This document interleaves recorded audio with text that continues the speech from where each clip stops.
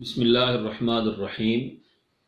آج 3 رمضان المبارک 1441 ہجری 27 اپریل 2020 یوم وفات سیدہ فاطمہ الزہرا رضی اللہ تعالی عنہا ہے۔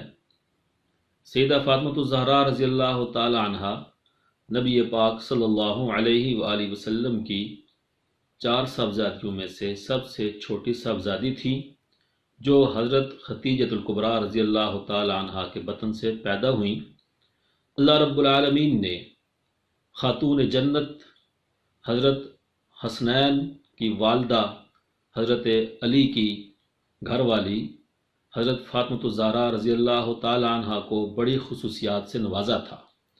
آپ کی زندگی آج کی مستورات کے لیے، عورتوں کے لیے مشعل راہ ہے۔ سیدہ فاطمہ الزہرا رضی اللہ تعالی عنہا بچپن سے ہی انتہائی سنجیدہ، انتہائی متانت سے زندگی گزارنے والی تھی۔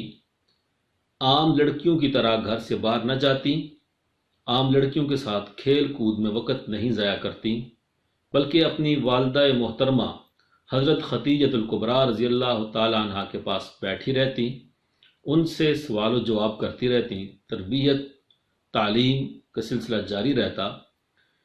انتہائی سادگی سے زندگی گزاری۔ ایک مرتبہ حضرت ختیجۃ الکبریٰ رضی اللہ تعالی عنہا کے خاندان میں کسی کی شادی تھی۔ انہوں نے اپنی پیاری بیٹی، اپنی لاڈلی کے لیے زیور اور بڑے اچھے کپڑے تیار کیے۔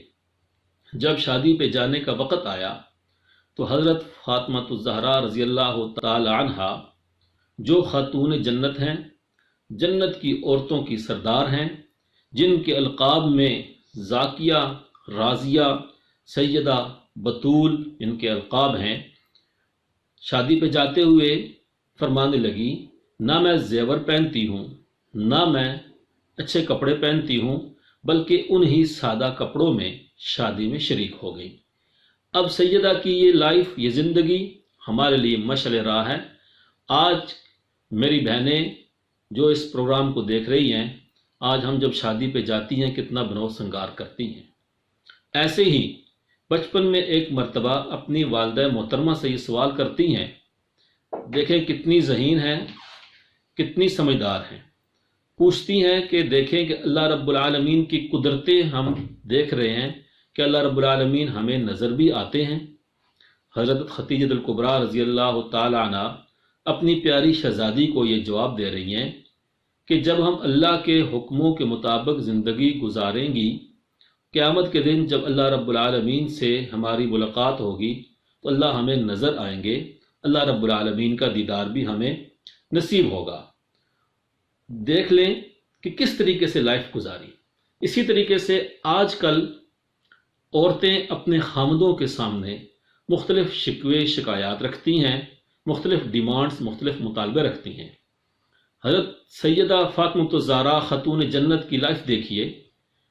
ایک مرتبہ حضرت ابو ذر غفاری رضی اللہ تعالی عنہ حضرت علی المرتضیٰ حیدر کرار رضی اللہ تعالی عنہ کو بلانے کے لیے گھر جاتے ہیں تو کیا دیکھا کہ حضرت فاطمہ رضی اللہ تعالی عنہ اپنے بیٹے حضرت حسین رضی اللہ تعالی عنہ کو، جو کربلا میں شہید ہوتے ہیں، جو جنتیوں کے سردار ہیں، سید الشہداء کا لقب ہے جن کا، ان کو اپنی گود مبارک میں لے کر چکی پیس رہی ہیں، مشقت اٹھا رہی ہیں، کسی قسم کا مطالبہ اپنے خامن سے نہیں کر رہی۔ اور ایک دن خلیفہ چہارم سیدنا علی المرتضیٰ رضی اللہ تعالیٰ عنہ کہتے ہیں کہ فاطمہ کھانے کے لیے کچھ لے آؤ۔ حضرت فاطمہ رضی اللہ تعالیٰ عنہ، جو 2 جہان کے سردار کی بیٹی ہیں، جو خاتون جنت ہیں، جواب دیا، اے میرے سرتاج، 3 دن سے کھانے کے لیے جو کا ایک دانہ گھر میں نہیں ہے۔ حضرت علی رضی اللہ تعالی عنہ کہتے ہیں، فاطمہ آپ نے مجھے بتایا تک نہیں۔ حضرت فاطمہ الزہرا رضی اللہ تعالی عنہ پہ قربان جائیں، وہ بیٹی کس کی تھیں؟ امام الانبیاء محمد مصطفیٰ صلی اللہ علیہ وآلہ وسلم کی۔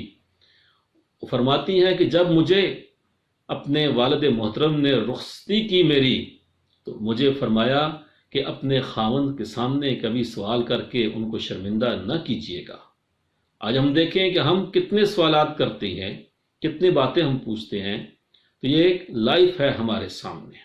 اسی طریقے سے ایک بڑا مشہور مسئلہ ہے باغ فدق کا، جس کے بارے میں جو نبی پاک صلی اللہ علیہ وآلہ وسلم کی حیات مبارکہ میں آپ کا ایک باغ تھا، ایک موضع تھا، ایک رقبہ تھا۔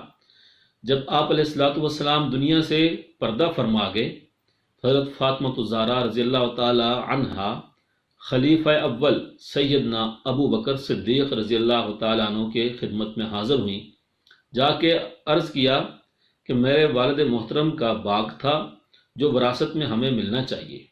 تو حضرت ابو بکر صدیق رضی اللہ تعالی عنہ نے انتہائی پیار سے، انتہائی شفقت سے، انتہائی نرمی سے خاتون جنت حضرت فاطمہ الزہرا رضی اللہ تعالی عنہ کو بتایا کہ انبیاء جو دنیا میں جاتے ہیں وراثت ان کا علم ہوتا ہے، دینار اور درہم ان کی وراثت نہیں ہوتی۔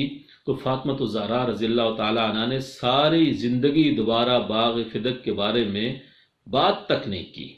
یہ ان کی لائف ہے، یہ ان کی زندگی ہے۔ اب میں مختصر وقت میں اتنی لمبی ہسٹری بیان نہیں کر سکتا۔ آخری بات آپ کے سامنے رکھنا چاہتا ہوں۔ دیکھیں کہ آج ہمارے ہاں کتنی آزادی مانگی جاتی ہے، کتنے حقوق مانگے جاتے ہیں، کس طریقے سے بے پردگی ہوتی ہے۔ خاتون جنت کی لائف ہمارے لیے مشعل راہ ہے، ہماری بہنوں کے لیے، ہماری بیٹیوں کے لیے، ہماری ماؤں کے لیے مشعل راہ ہے۔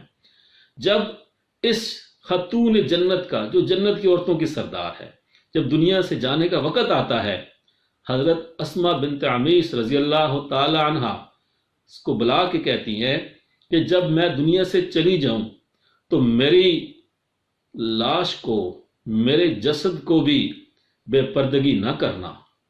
حضرت اسماء بنت عمیس رضی اللہ تعالی عنہا پہ قربان جائیں، انہوں نے کہا کہ اے خاتون جنت، میں آپ کو ایک طریقہ بتاتی ہوں کہ حبش کی عورتیں، ان کے ہاں جب کوئی جنازہ ہوتا تو وہ مختلف درختوں کی شاخیں لے کے آتے اور ان شاخوں کے اوپر کپڑا ڈال کے ایک ڈولی بناتے اور اس میں وہ جسد خاکی لے کے دفن کرتے تھے، تجہیز و تکفین ہوتی تھی۔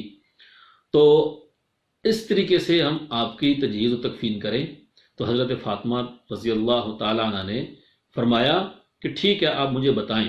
حضرت اسماء بنت عمیس رضی اللہ تعالیٰ عنہ نے باقاعدہ درخت کی شاخیں منگوائیں، ان کے اوپر کپڑا ڈال کے ایک ڈولی بنا کے ان کو بتایا کہ اس طریقے سے ہم بنائیں گے، جس کو حضرت فاطمہ الزہرا رضی اللہ تعالی عنہ نے بہت پسند فرمایا۔